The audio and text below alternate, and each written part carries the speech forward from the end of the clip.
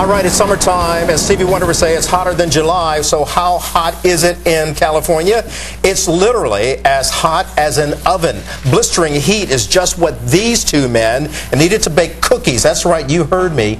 Baking cookies on the dashboard of their car. That's a new way of eating and baking, by the way. The two guys are meteorologists. Now, they wanted to see if the 108-degree weather would do the trick with baking. Julie, you bake, don't you? Okay. In the microwave? Yes, absolutely. Right. Well, this is outside the dashboard, and after 2 hours, get this, the cookies were baked to perfection.